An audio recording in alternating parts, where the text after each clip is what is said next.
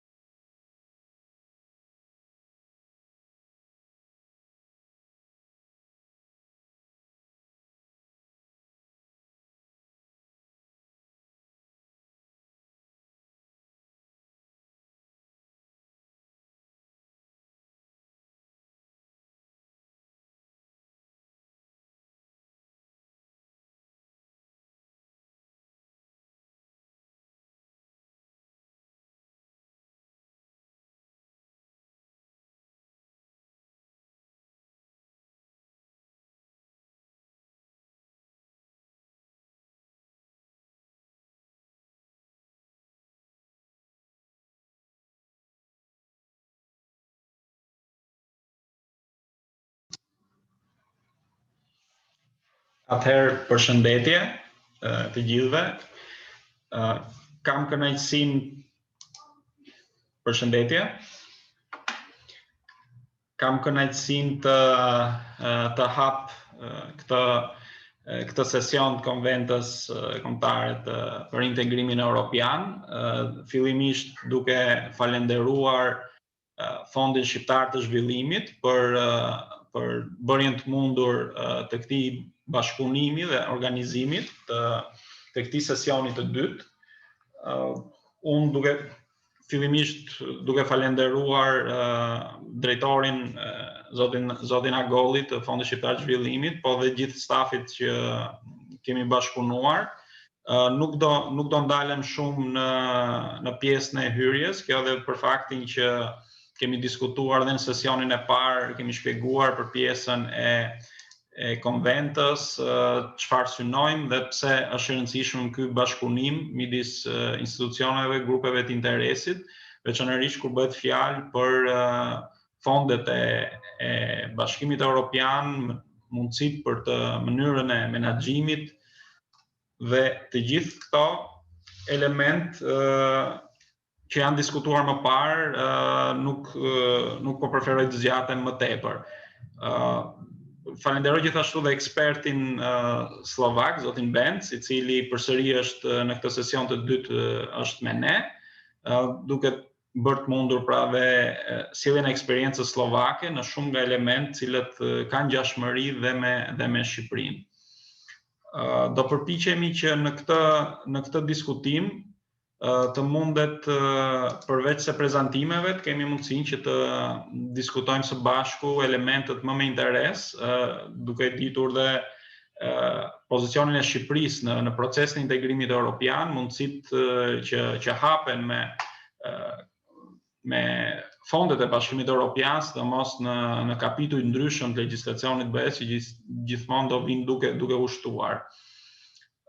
Pa humbur shumë kohë, kam kënaqësinë t'i jap fjalën dhe nga zoti Iliriani. Ju kërkoj ndjes se kam disa shkëputje sa i takon videos, për shkak të lidhjes internetit.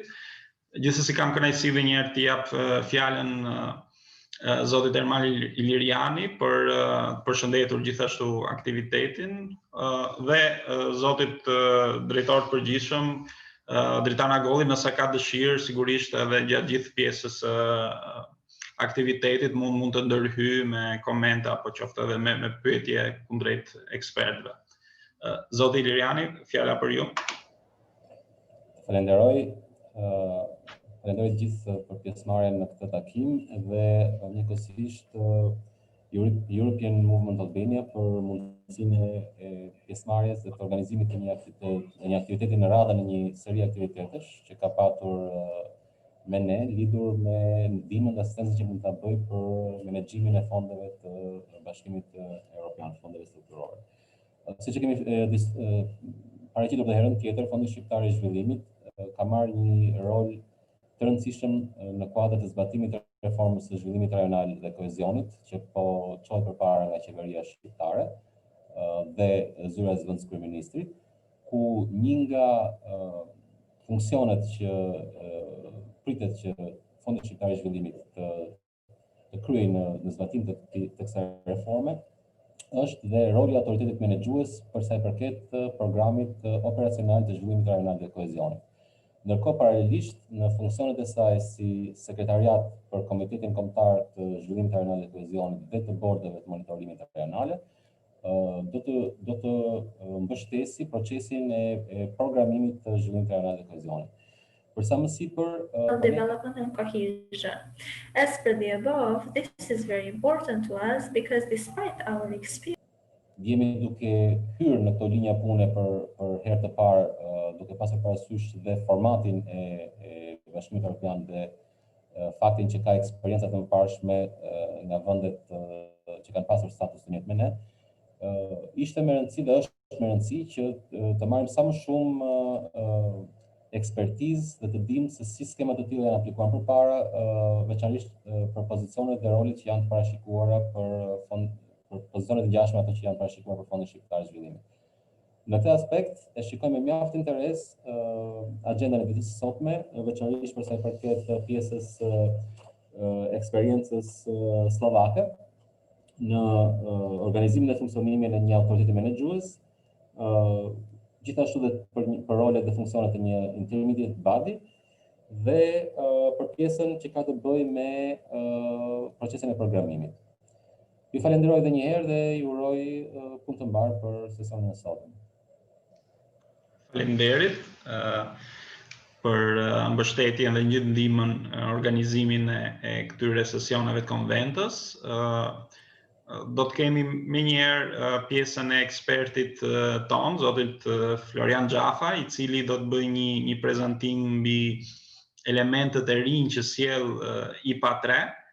Kjo që është e rëndësishme jo vetëm për Shqipërinë, por do thosha për gjithë Ballkanin Perëndimor, për gjithë vendet cilat preken nga ndryshimet e bëra në ndihmën e paraaderimit.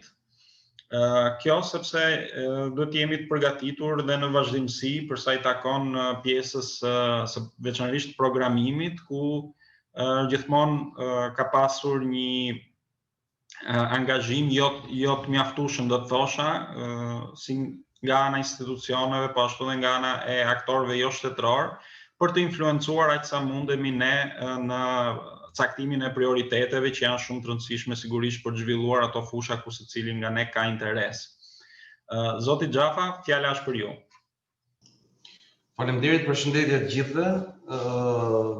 Unë do mundohem shumë shkurt pa ngrënë shumë kohë zotit Benz, që të shpjegoj pak shumë të strukturat. Do mundohem të bëj një prezantim përgjithshëm le të themi për procesin e programimit ku ndodhet, pasi kam përshtypjen që dhe ju duhet të keni informacion të mjaftueshëm se çfarë ka ndodhur ndërkohë me programimin IPA 3. Mundohem të bëj share screen.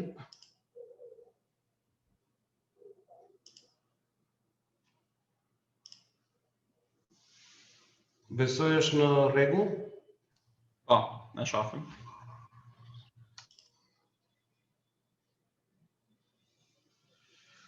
Dakor, procesi I programimit IPA 3 ka filluar që në vitin 2018. Është një proces relativisht I gjatë, është sepse përkon edhe me buxhetin e ri të Bashkimit Evropian.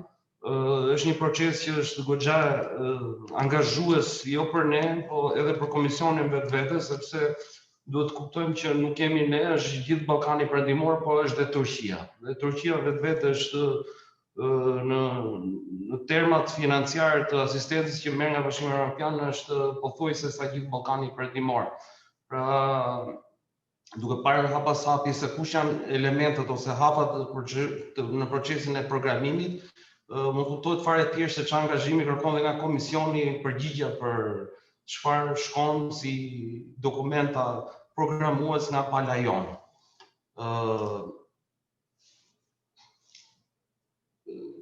Nuk do t'i lexoj gjithë prezantimet, pasi ju I keni, do t'i merrni gjithë prezantimin, do ndaloj vetëm pikat kryesore, të cilat unë mendoj që janë me interes për juve dhe mendoj që ju vlen juve ndërkohë.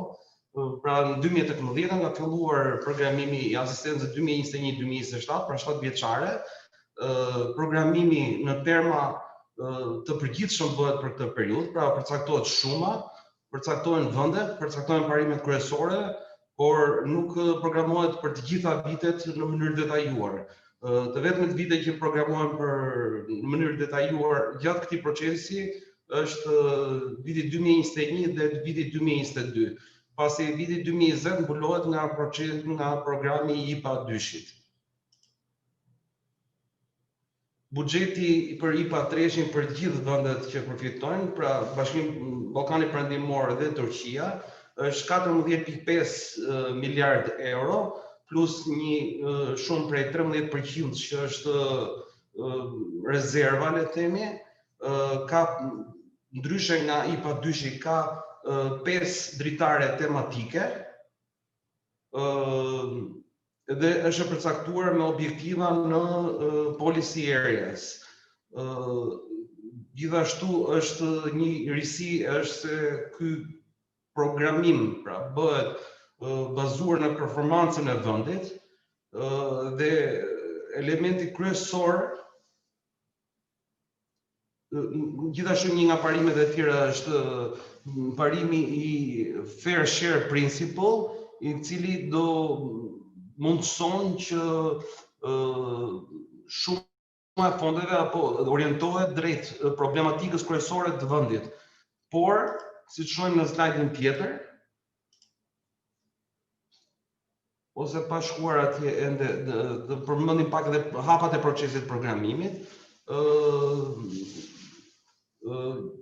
Programimi fillon me kuadrin e programues të IPA-3-shit, I cili është dhënë, pra janë këto parimet që unë përmenda dhe është dhënë nga Bashkimi Evropian, nga Komisioni Evropian ndërkohë, ka ardhur Shqipërisë. Qeveria shqiptare ka filluar përgatis strategic response, ku mund të themi rreth mbi 70 përgjigje strategjike janë dërguar nga qeveria shqiptare, ndërkohë është bërë një vlerësim paraprak nga komisioni I këtyre përgjigjeve strategjike dhe aktualisht ndodhemi në fazën submission of draft action documents. Pra aktualisht qeveria shqiptare është duke përgatitur planet e veprimit për secilën nga fushat. Gjithashtu është dhe duke updateuar dhe përgjigja strategjike. Pra ndodhemi në këtë pikë të procesit. Mbasi qeveria shqiptare të dorëzoj action documents për secilën nga fushat, pra për këto 5 policy areas duke përfshirë disa action documents brenda secilës prej policy area, pra action documents janë dokumenta programues relativisht të detajuar, përcaktojnë në vetvete projekte ose grup projektesh për secilën fush, duke përcaktuar mbi atë përgjithshme dhe objektivat dhe formën e projektit dhe shumat e parashikuara për secilin projekt apo grup projektesh. Në momentin që qeveria shqiptare dorëzon formalisht action document, komisioni bën një proces që quhet maturity assessment dhe shikon sa e maturuara është zbatimi I secilit prej këtij secilës draft action document. Patjetër që në përgjigje të vlerësimit që ata kanë për maturimin ose jo të secilit draft action document, do të vijë edhe një përgjigje nga komisioni lidhur me nevojën për të rishikuar ose për të mos përfshirë, le të themi, një action document të caktuar. Certain action document. Upon the approval of the action documents, we are going to start by preparing the financing decision, I vendimeve për komision është vendim për ne është një marrëveshje financiare dhe më pas miratohet firmoset marrëveshje financiare. Me firmosjen e marrëveshje financiare praktikisht fillon edhe zbatimi I programit IPA 3.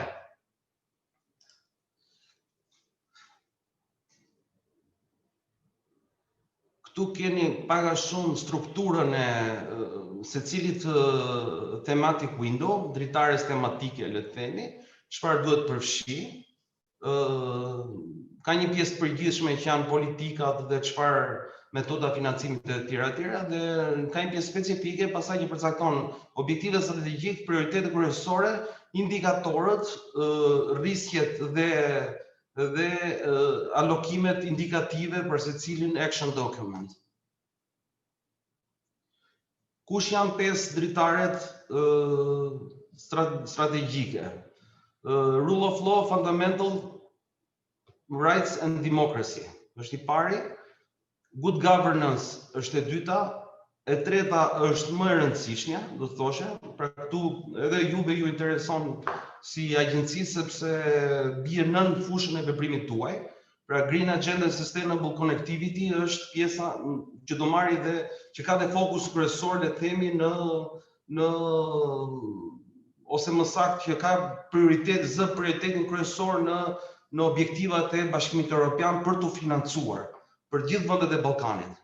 Pra nëse ne do vemi, e thënë kjo, do të interpretohet në mënyrë tillë që nëse Shqipëria shkon me action documents të maturuar për Green Agenda and Sustainable Connectivity, ka shumë më tepër mundësi që këto action documents të miratohen dhe më pas të financohen përmes programit IPA 3.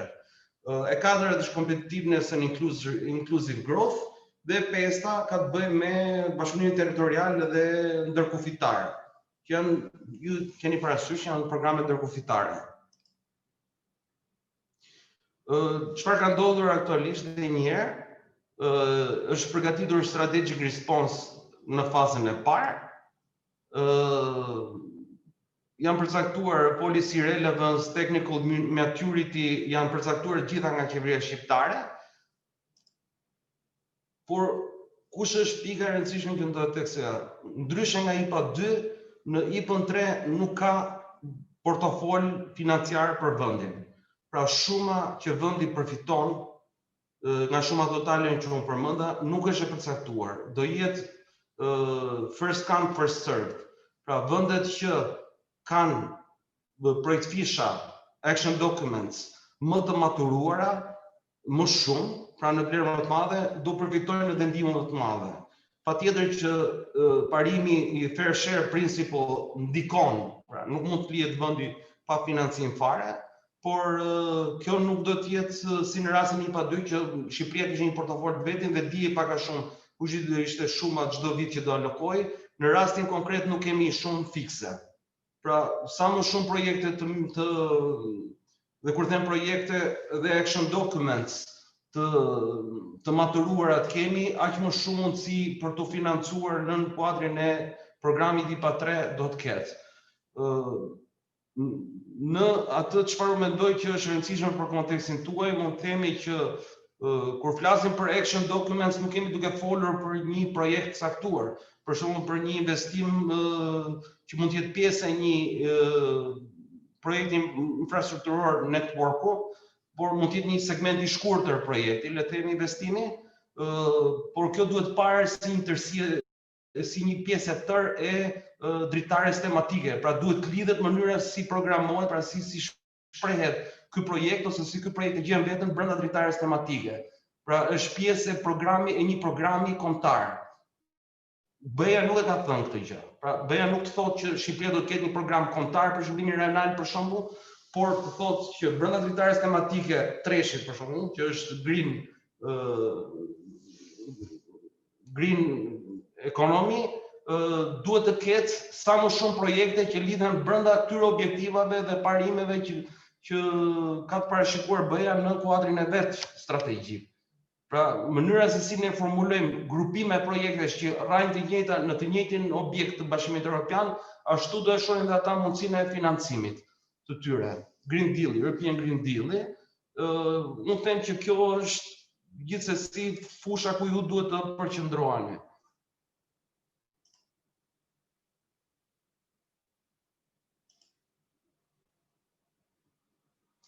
Këto janë sektorët të ndara sipas 5 fushave, 5 dritareve tematike. Pra tek i pari kemi drejtësinë dhe çështjet e brendshme, te i dyti kemi administratën publike, te i treti Green Agenda ose European Green Deal i kemi mjedisin, climate change, transport dhe energji. Patjetër që në action documents këto disintegrohen në action documents ndryshëm. Pra nëse flasim për transportin, mund të jenë shumë një grupim projektesh që kanë të bëjnë me transportin, por janë edhe facilitator, ndihmues të politikave të transportit. Jo domosdoshmërisht duhet jenë të përfshirë në rrugë, pra mund të jenë dhe projekte facilituese ose plotësuese të transportit. Kur flasim për mjedisin dhe climate change, jemi duke folur për gjithë investimet që bëjnë të mundur arritjen e standardeve mjedisore. Kur flasim për energjinë, nuk jemi duke folur vetëm për prodhimin e energjisë, por patjetër edhe për energjinë e rinovueshme, jemi duke folur për shumë fusha tjera, konservimi në energjisë, pra mund të ketë dhe shumë nën fusha tjera që prapë përfshihen në këtë sektor. Tek dhe po të shikoni është 30% e financimit që mund të marrë vendi është ke treshi. Pra te dritarja 3. Dritarja 4 që është kongrueshmëria dhe zhvillimi inkluziv, do thosha që këtu brenda kemi një fushë shumë të madhe që është ETA, bujqësia dhe zhvillimi rural, e cila del jashtë fushës tuaj, jashtë sferës tuaj të punës. Gjithashtu përfshin domethënë 8 dhe 9 dhe vetë employment, education, social inclusion, protection and health, janë dy fusha që kanë tashmë një le të themi policy body të qartë në Shqipëri. Njëra është Ministria e Bujqësisë, tjetra është Ministria e Ekonomisë për 9-ën, dhe menaxhimi do bëhet përmes këtyre. Pra unë duke parë pak a shumë dhe fushën e veprimtarisë të ADF-s, do thosha që më shumë e shoh ADF-n të përfshirë ke dritarja e 3. Duke thënë këtë, mendoj që në dritarjen e 3 duhet të fokusohet edhe puna juaj në programimin e zhvillimit rajonal por mal. A mund ta bëjmë kështu si bashkëbisedim se pastaj Po patjetër. Atë më qenë se jemi tek kjo pikë. Të dëgjova me vëmendje dhe edhe tek pjesa, edhe në momentin e paraqitjes së parë të 5 dritarëve tematike, po tani po vendos tekstin tek fakti që cila fushë ka një palë përgjegjëse ose palë të parashikuar si zbatuese të kësaj dritare apo si lid, po themi, i kësaj dritare, duke e parë rolin e fondit kryesisht tek transportet dhe infrastrukturat. Spari kisha një parashtrim dhe së dyti një pyetje lidhur me këtë. Domethënë, duke qenë se ne tashmë po punojmë dhe jemi në fazën që po hartojmë dokumenta strategjik të zhvillimit rajonal, pra duke filluar me planin kombëtar dhe planet rajonale të zhvillimit rajonal dhe kohezionit. Për të përfunduar, duke parë se si do të jetë detyria për të përfunduar me program operacional për zhvillimin rajonal dhe kohezionin brenda këtij viti, po me një fazë me një kozgjatje 7 vjeçare, që pak a shumë shkon në paralel me kozgjatjen e IPA 3-shit. Ne shohim që si pjesë ose si pikprerje të linjave të zhvillimit që bie nën zhvillimin lines under regional development, the latter 3 have a strong intersection with development objectives of ADF. Si ti mendoj që fondi nuk ka vetëm pjesën e infrastrukturës me të cilën qartë është identifikuar, por tashmë dhe ngadalë, domethënë, operon në projekte dhe në ndërhyrje të cilat do të jenë cross-cutting midis sektorëve. Çka nuk kupton e hapur edhe ndaj pjesës zhvillimit bujqësor, apo të edukimit, apo të digital economy e tjera, apo të sipërmarrjes për sa kohë këto integrohen dhe kanë një programim të integruar për të sjellë një efekt dhe një vlerë të shtuar në territor, në kuadër të zhvillimit rajonal dhe kohezionit. Kështu që në këtë këndvështrim unë nuk do të shikoja rolin ton ose pozicionimin ton ose jo tonin, por të programit operacional të zhvillimit rajonal si të kufizuar vetëm në infrastrukturë. Pyetja që më vjen ndërkohë që u parashtrua mënyra se si do të operohet edhe do të aksesohen këto fonde, veçanërisht për pjesën e programimit. Duke pasur parasysh sepse edhe ti vetë personalisht, po pak a shumë është ligji i përcakton pak a shumë se si do të jetë programi operacional, por edhe ti ke qenë i angazhuar dhe je në brendësi të mënyrës se si është konceptuar programi operacional. Programi operacional i zhvillimit rajonal dhe kohezionit parashikon që do të jetë i hapur ndaj financimit të fondeve të buxhetit të shtetit, por nuk përjashton dhe faktin që të financohet përkundrazi, është parashikuar që të jetë ndërtuar për të përfituar dhe fondet të strukturorit të Bashkimit Evropian. Për momentin, IPA 3 është një nga targetet e këtij programi operacional. si mundet ne në këtë fazë, në këtë stad, duke ditur që ndërkohë është ecur përpara me paraqitjen e fishave të aplikimeve konkrete, pra action Documents. Po, documents. Si bëhet lidhja e programit tonë operacional me fondet të mundshme që vijnë nga IPA 3, pavarësisht nga cila window nuk po kufizohen. Pra, ne përgatisim një program operacional. Në momentin që ne duam që pjesë të këtij programi operacional të financohet nga IPA. Cilat janë skenaret e mundshëm? Pra, i bie që ne duhet të ekstraktojmë element të veçantë, projekte, fisha projektesh e tjera, dhe ndërkohë kemi argumentimin dhe paraqitjen e kuadrit strategjik i cili bie argumenton nevojën, argumenton arsyet, objektivat kryesorë dhe ndërkohë sepse dhe si harmonizohet me kuadrin strategjik kombëtar, si bie nën dritaren përkatëse, apo mund të jemi me një program të veçantë operacional që ndërthur, po themi, këto elemente, pra është customized brenda programit të madh operacional. Do të thënë, nëse e keni, këtë është edhe për ekspertët, domethënë edhe për ju. Si mund të bëhet kjo lidhje për të pasur një harmonizim dhe një efekt qoftë praktik, po qoftë edhe arritjen e disa objektivave që në fund të ditës, domethënë, është më e rëndësishme që të kemi një program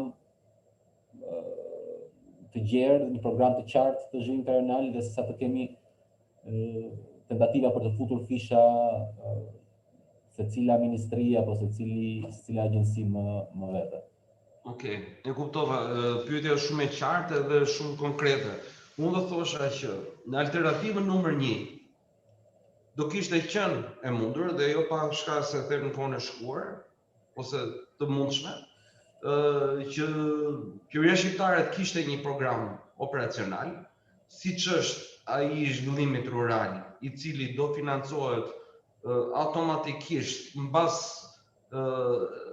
akreditimit apo entrustment të tij nga Komisioni Evropian, pika 8, ka një program të vetin, pra ajo që ju kërkoni është të kishit një pikë të fokusuar, pra siç është pika 8 e bujqësia dhe zhvillimi rural, i parë sot, vazhdimi i parë sotëm, ashtu do kishte qenë elementi optimal, pra edhe jo vetëm programimi do ishte pak a shumë i ngjashëm me fondet strukturore, po edhe menaxhimi i fondit, i këtij programi do ishte shumë i ngjashëm me çfarë ndodh sot me fondet strukturore për zhvillimin rajonal në vendet e Bashkimit Evropian.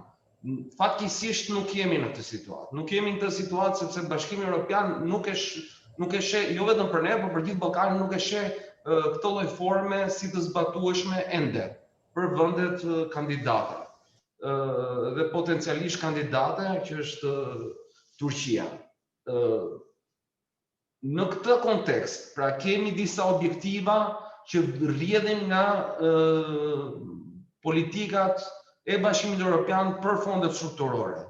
Dhe këto objektiva janë këto 5 dritare që ne kemi këtu. Këto 5 dritare janë edhe për Bashkimin Evropian, këto 5-ta janë, të tilla janë të ndara. Mënyra si është detajuar në subsectors është ndryshme për ne nga ata.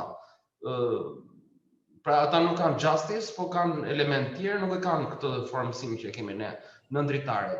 Pra ne eventualisht duke marrë parasysh që ju jeni duke finalizuar programin operacional, pra kemi një program të zbatueshëm me action plan të vetin të zhvillimit rajonal në Shqipëri, i cili mbulon fusha apo aktivitete actions, po i quaj, se nuk janë aktivitete vetëm, janë më të gjëra se aq, që kalojnë njërin nga fushat, pra kalojnë, mund të jenë ndërlidhse të disa fushave, apo se prekin disa nga këto fusha nga 45 në sektore të parashikuar për këto 5 dritare tematike, e vetmja mundësi aktuale që keni për të ushqyer programin tuaj operacional me projekte, grup projektesh, masa apo actions, përmes action document që vinë nga këto fusha. Tani ti më the që ne shohim veten edhe ke 7-a, edhe ke 8-a, edhe ke 9-a. Përveç 4-s, 5-s dhe 6-s. Jo, duke parë si window, e shoh 3, 4, 5, pastaj si subsectors, me sa shohim këtu janë, ose me sa kemi informacion janë 9 main sectors, dhe ndërkohë është to be decided për të tjerat. Megjithatë në frameworkun e financimit të IPA 3-shit, praktikisht zhvillimi rajonal është nominalisht i përmendur në 2 prej subsectors që janë atje, jo në atë me Shqipërinë, flas në kuadrin e përgjithshëm të parlamentit. Kështu që nuk e di se pyetja ime është kjo, domethënë, që ti po jep një përgjigje që a mund të ishim me një program specifik brenda asaj, në rasti i bujqësisë rural, i bujqësisë, a mund të jemi, pra a ka ende një hapësirë për diskutim dhe negocim, duke qenë se jemi duke folur për një programim nëpërmjet Action Fish vetëm për 1-2 vitet e para, ndërkohë që hapësira është e hapur për pjesën tjetër.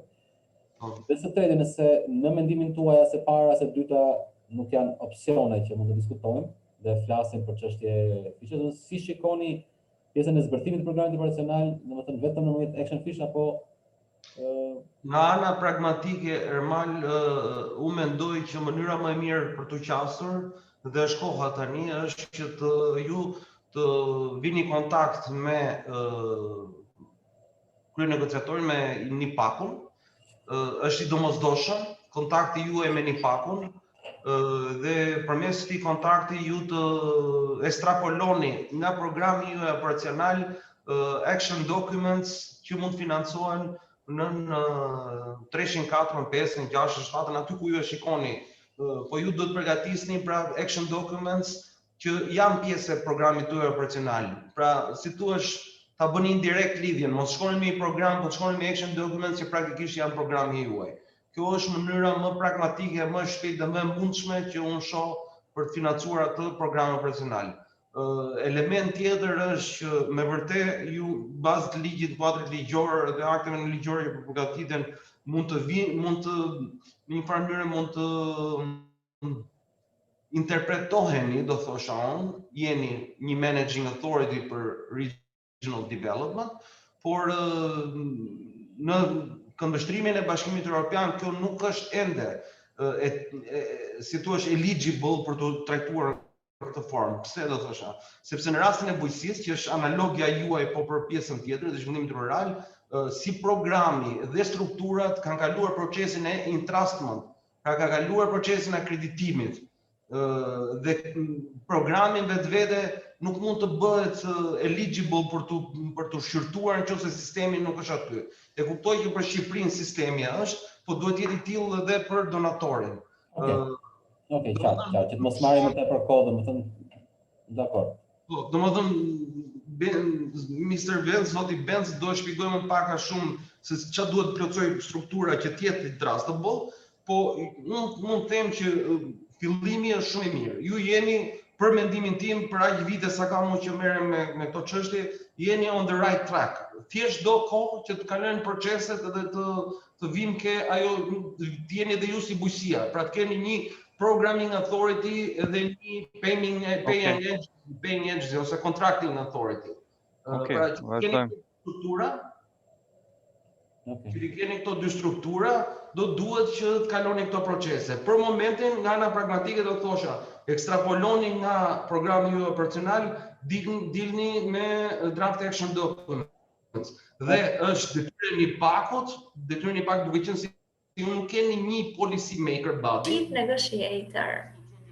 To be the policy making body. Ju jeni horizontal, mbuloheni nga disa policy making body, duke Ministria e Mjedisit, Ministria e Ekonomisë, Ministria e Infrastrukturës, pra keni disa institucione që janë policy making body, praktikisht duhet të kontaktoni direkt me NIPAK-un, i cili dhe është përgjegjësi për programimin, monitorimin dhe vlerësimin e gjithë IPA-s në Shqipëri.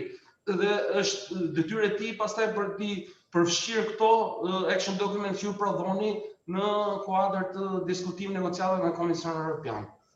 Okej. Që mos ta më kohë, i lëm dhe zotit Benz konë e tij.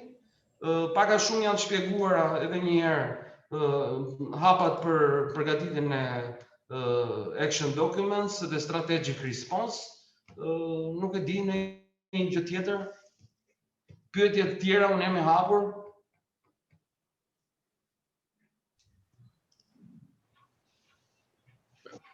Faleminderit Flar për shpjegimin, ishte me shumë interes, besoj do të kemi dhe diskutime më pas dhe për këtë element dhe për pyetje tjera. Gjithsesi për të qenë dhe në rregull me agendën, kam kënaqësinë t'i jap fjalën zotit Benz për prezantimin e tij. Mr. Benz, the floor is yours. I'd like also to thank you for your commitment and for your experience, which is shared with us in this second session. Thank you. So good afternoon. Hope you can hear me. So yes. Hello everyone. Hope you are all well. Hope you are all safe because of this COVID pandemic. I also have seen on the TV that you had huge floods in Albania. So I hope you, your families and your friends are safe and you are all well. So let me firstly react on the discussion you already had. As we discussed, or as I presented in the first session, in Slovakia, we have really a negative experience with many operational programs and so on. We are trying really to reduce number of operational programs, number of priority axes, and so on. Currently, we are in a similar situation as you are, just under different conditions. Since we are already EU member, we are just preparing new documents for next programming period. We are a little bit late. We have a little bit different framework than you have. For instance, we have a country allocation. For me, it was really surprising to hear that you need to fight for funds with other countries which are included into IPA 3. But let me quickly present my presentation. I already shared it with organizers, so I believe that they can share it with you. And I will try to also respond to some of your questions and discussion you had. So first of all, let me once again thanks organizers for inviting me for this session. They have asked me to touch upon like 4 topics. It's links between policymaking and programming, organization and functioning of the managing authority, contracting authority, and intermediary bodies. So generally, when we talk about the policy decisions and programming, I want to be really frank and open. Always somebody needs to decide what will be the priorities, how the strategy should look like. For instance, in Slovakia case, the government really decides on key questions like how many operational programs we would like to have, what are the real strategic issues that we would like to finance thanks to the European funds. However, the main decisions currently are done at the EU level. So here you can see the slide where you have all the information how the current programming period 21-27 was designed early on from May 2018 at the European level. The financial framework was just approved on December 22nd, 2020. So really, as I said, we are in very similar situation with you. We are preparing new legislation. We are working on this new partnership agreement, on this new programming documents. As I said, we decided because in 2004-2006 we had 11 operational programs. In the last programming period, we had 7 operational programs, and it's really difficult to manage so many operational programs. for this programming period, Slovakia decided to have only one. It will called Operational Program Slovakia, because we are also a small country. Një 2027 kemi vetëm një program operacional. Pasi me një vend I vogël, ne kemi 5 akse strategjike të zhvillimit. Bashkimi Komisioni Evropian po përpiqet që ta adresojë çështjen e vendimeve të politikbërjes dhe është përpjekur që të gjejë një sinergji midis fondeve të BE-s dhe politikave mbi ekonominë. Për këtë arsye, të gjitha vendet, shtetet anëtare të BE-s po analizohen nga Komisioni Evropian. Komisioni kryen analiza ekonomike të çdo shteti, trajton sfidat makroekonomike dhe gjithashtu publikon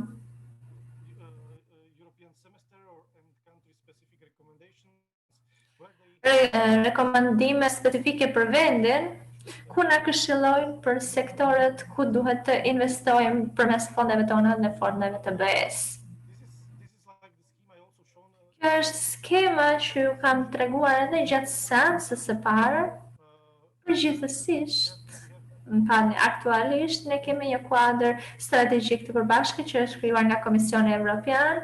Do të marrim dokumentin e qëndrimit nga Komisioni Evropian lidhur me rekomandimet e tyre për investimin e fondeve shtesë nga buxheti I BE-s. Megjithatë, përgjegjësia është e jona. Ne do të përgatitim marrëveshjen e partneritetit, programet operacionale e kështu me radhë. Ne gjithashtu duhet që të përshtatim legjislacionin tonë me legjislacionet dhe rregulloret evropiane, prandaj në nivelin kombëtar ne kemi një kuadër ligjor të veçantë që lidhet me fondet e BE-s. Se në rastin e Shqipërisë, si kundër prezantuar nga parafolsi, Komisioni Evropian përpiqet që të bëjë strategji lidhur me disa objektivat strategjike. Ne kemi disa objektiva të ndryshme strategjike nga Shqipëria në kuadër të IPA-s, disa I kemi të njëjta.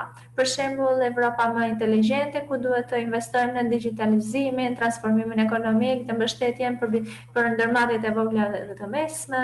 Ne gjithashtu kemi temën shumë të rëndësishme që është Evropa e gjelbër dhe pa karbon, si dhe lufta kundër ndryshimit klimatik. Një problematikë e madhe në vendet tonë është transporti, infrastruktura e transportit dhe rrjeti digjital. Një ndryshim midis Shqipërisë dhe Slovakisë është se Slovakia duhet ende që të investojë në punësim, në arsim. Kjo është një çështje shumë e madhe dhe nuk e pash në listën e prioriteteve tuaja. Megjithatë, ne po përpiqemi që të investojmë në komunitetet vendore dhe strategjitë e zhvillimit vendor.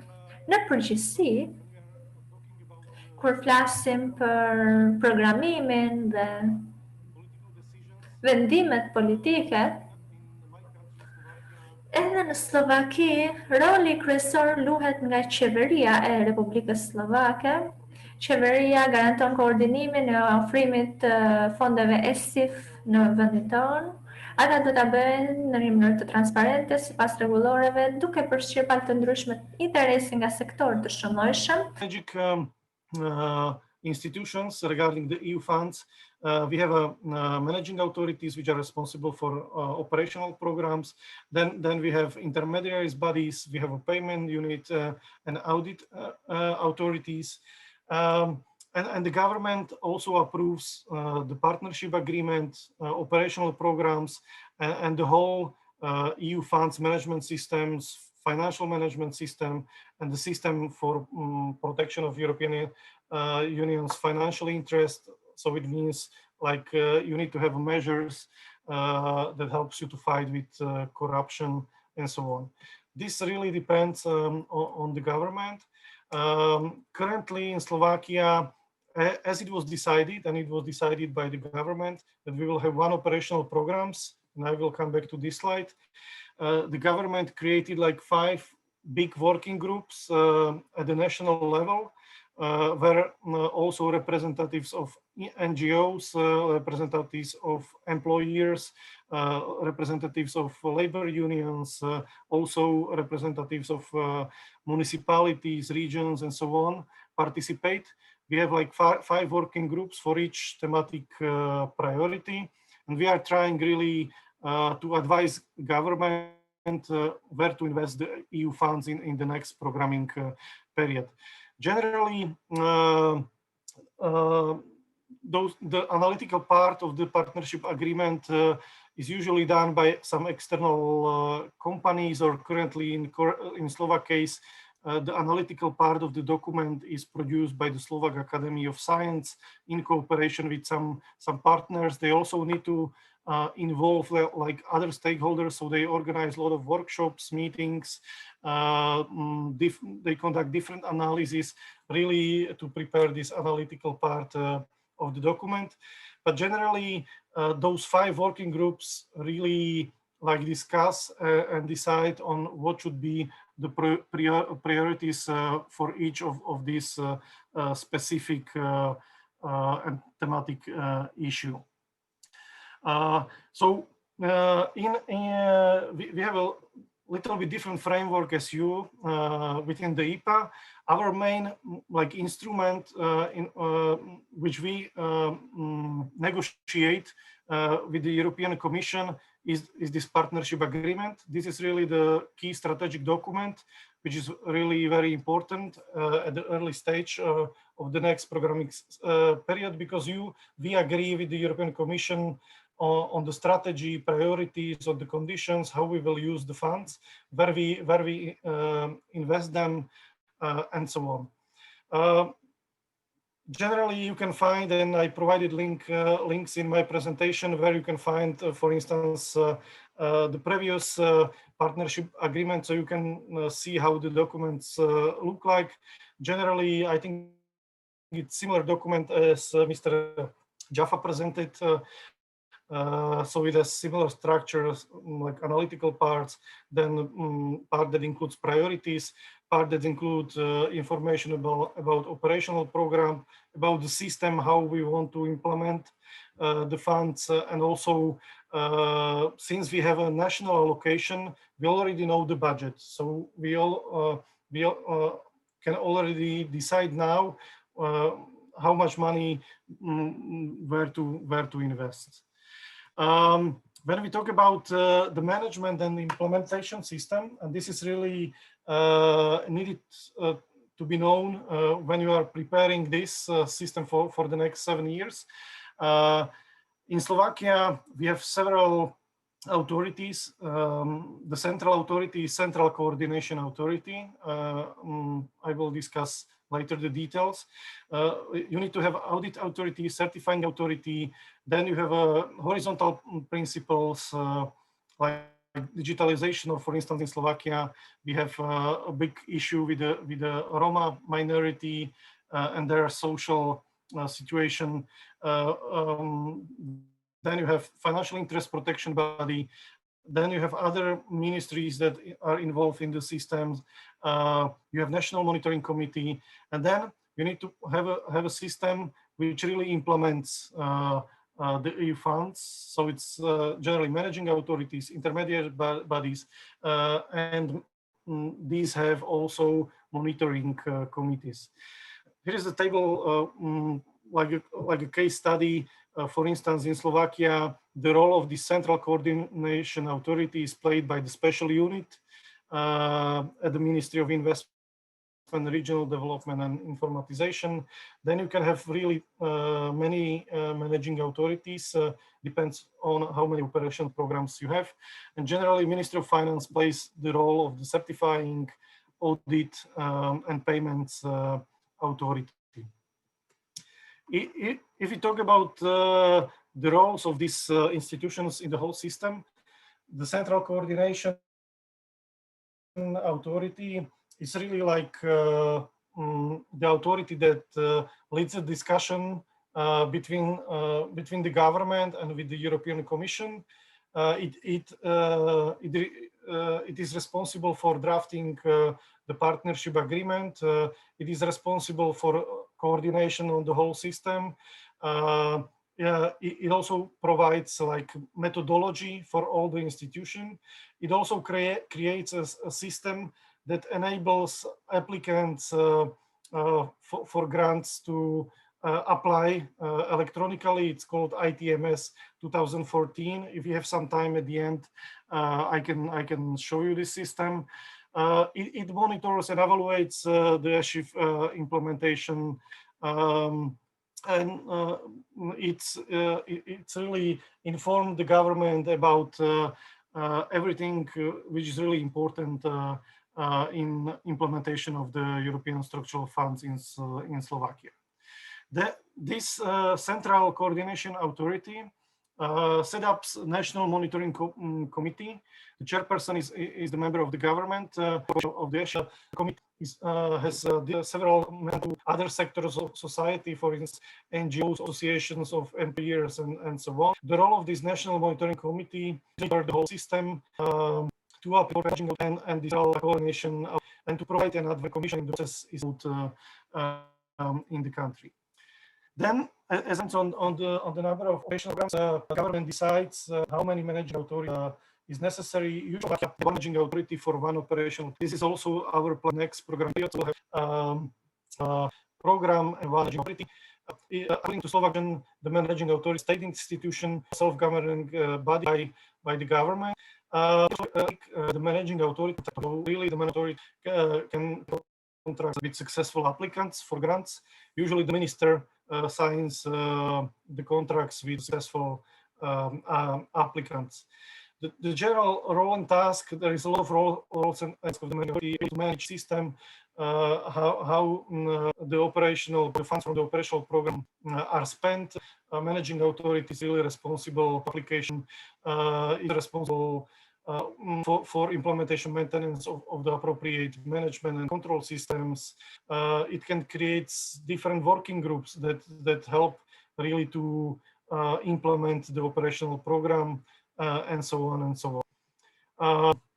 What is really important role of the managing authority is to really prepare the framework for use of the EU funds. So it prepares the steering documentation at operational program level. So it's different manuals, management control systems, and so on. It prepares documents for applicants, for grant applicants. It prepares handbooks for beneficiaries. It sets measurement indicators at program and project level, and so on and so on. As I said, it organizes calls for application, and also it manages the selection of the project. So the managing authority should also hire internal or external evaluators that evaluate each project. As I said, managing authorities in Slovakia can have a function of contracting authority. This is like when you are negotiating the partnership agreement, you also negotiate this, and if the EC approves you can have like maybe one unit of your managing authority deals with contracts. So generally, the contracting authority, if the projects are selected and approved, contracting authority role is really to prepare grant contract, general contractual conditions and subject of support, and sign it with successful applicant. And then, of course, the contracting authority needs to monitor if the project is implemented in accordance with the project. In Slovakia, because of different corruption scandals, like 10 years ago, the government approved the Freedom of Information Act, and we created the Central Register of Contracts, where all the contracts and all the project financed by the EU funds must be published. So you can really search whatever contracts and projects you like, and you will get information about each project that has been supported by EU funds. At some ministries, and because of some reasons, you can transfer the rights of this management authority to so-called intermediary bodies. Usually, if you have a really huge operational program, you have different priority axes and so on. And if you have maybe some operations that you know that you need to implement in some distant regions, you can transfer some rights to intermediary bodies. It can be, again, it can be a government institution, it can be some agency, it can be even the municipality like the town, it can be a regional administration. Generally, we are using all of these for some operational programs. Also, some like regional cities play the role of these intermediary bodies, and they are responsible for some task of the management authority. For instance, they are promoting the calls, they are informing the applicants about the availability of the calls. They can assist applicants in preparing the projects. They can do, for instance, and this is like sometimes their role, to do the administration control of the project. So once you submit a project, this intermediary body can hire experts, and they evaluate the projects.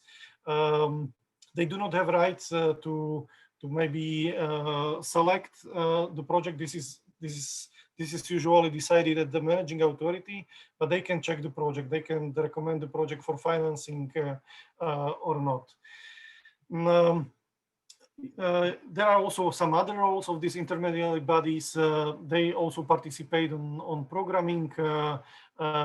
Usually they also conduct audits and inspections. For instance, when you have a lot of projects in the regions, they create a special like monitoring teams or inspection teams, and they go and they visit on site, they visit project on site, providing audits, measuring all this information about EU funds availability in the regions. The last slide I have is project software. We have software that for applicants that you can submit all your projects electronically. In the past, you need to print all the documents, sign it, and send it to managing authority. Now you can do it from home in electronic version. This system, electronic system, also helps conduct administrator of the projects, monitor the projects, and so on. And if you select the system, the different screen. Okay, so this one. So you can see how so for instance, you can search in this for calls, and so you can find how to project. If you can first project user installation related to here, you can have lights up pushing out in program. It was interesting to see with me. I think it was the floors and the course. Jasper, with your digital expert, tinha comenta durante a meta para festa de uso onde the gritar fiat. Can you perceive that the sound time no document para you find perfect on Rasti? Okay. So, Aici chemii ceartă stadium și să procesi nesse sistemi të zhvillimit rajonal dhe kohezionit në kuadër të një reforme. Nuk e di sa familiaritet as nëse ka pasur mundësinë të shikoj ligjin për zhvillimin rajonal dhe kohezionin, nuk e di sa apo jo, për të bërë një parashtrim se si e kemi konceptuar ne për momentin skemën e zbatimit të rajonal. You mean like Albanian? Yeah, unfortunately not. But if you can share it, if you can share it with me, I don't know if you have English version. I can read it, and if you like, I can provide some comments. Okay. If I may react, also we were a few years ago a candidate country, and we made a lot of these mistakes during this process. A lot of funds were wasted. Also, it was really difficult issue to establish. So I'm really open to share our experience if it helps you. Do të ishte me shumë, do të ishte diçka me shumë interes që ta ndani këtë eksperiencë. Gjithsesi, për të qenë konkret, ne jemi në një fazë fillestare të krijimit të një sistemi të zhvillimit rajonal të kohezionit, në të cilin praktikisht kemi ngjashmëri me sistemin e menaxhimit të zhvillimit rajonal edhe të Slovakisë.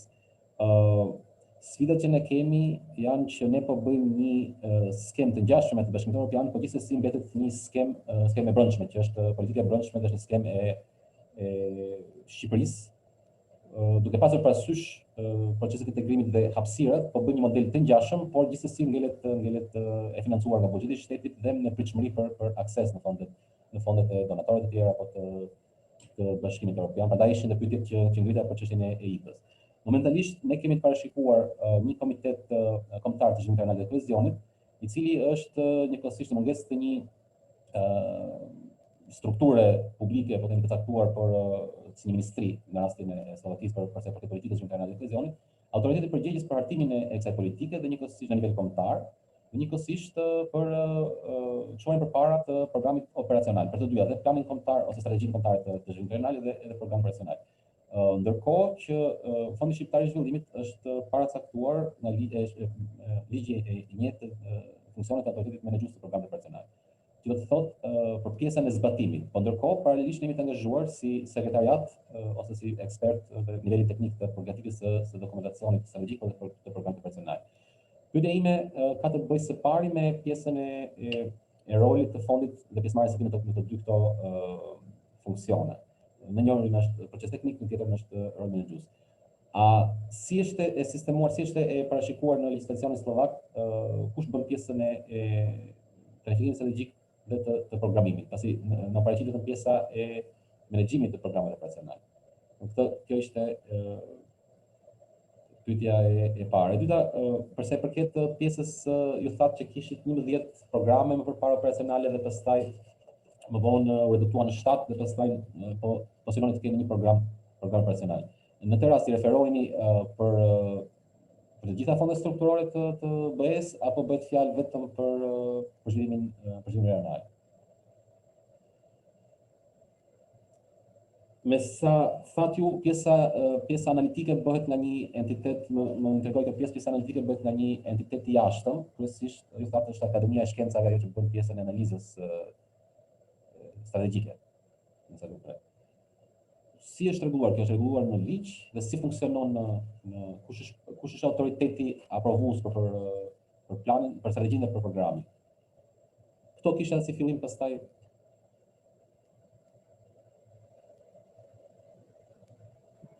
Okay, thank you very much for these questions. So a lot of them. So first of all, when we are joining the EU, also we try to have like separate our own national regional development strategy. But after a few years, we really found out that the best thing to do is really to align and try to find synergies between the EU funds and your national strategies. Yeah, this I think is really crucial, and it doesn't matter whatever sector it is. For instance, currently, like 70% of finance through EU funds projects. Only 30% of public investments, like the national budget and municipalities budget, is financed through our own resources we have. And these are the money invested into regional development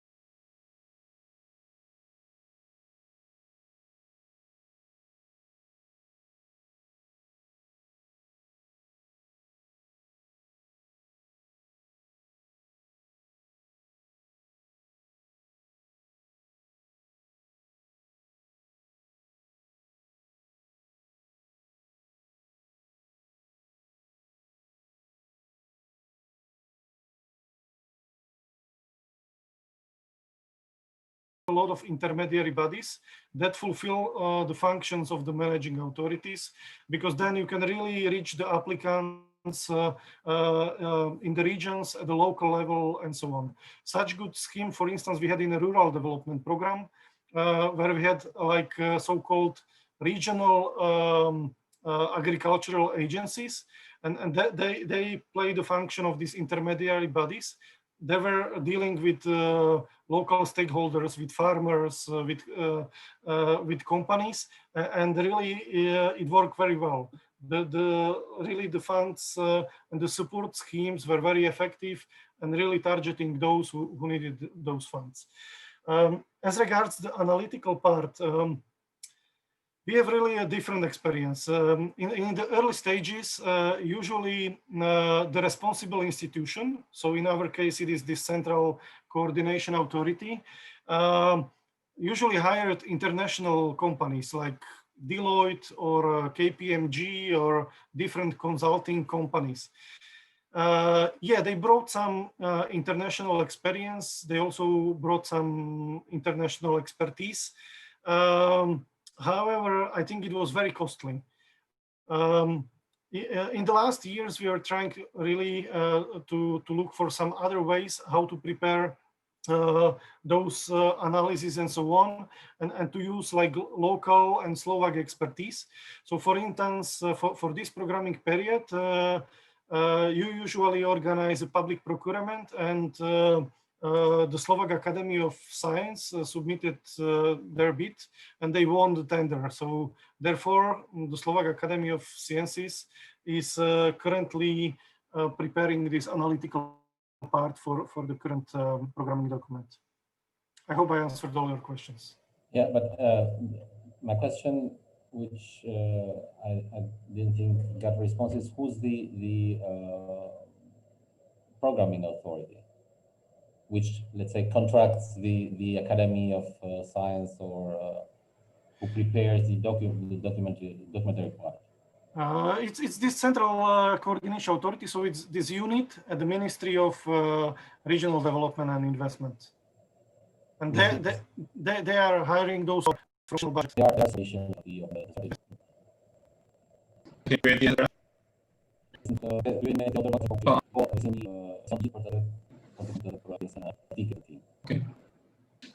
Okay, that's also, I would love if it be really very to expect really specific advice for you, or our experience with issues. So, if you can, whatever questions propose, Thank you. This can be more specific, so we have the fund and which was using opens of issue with this application. I will for the presentation of all participants. Thank you. Nice evening day. Bye bye. Thank you. Valideert, meneer Paapse. Thank you very much. Thank you. It was a pleasure. Thanks. And thank you for interpretation. Yes, of course. Thank you.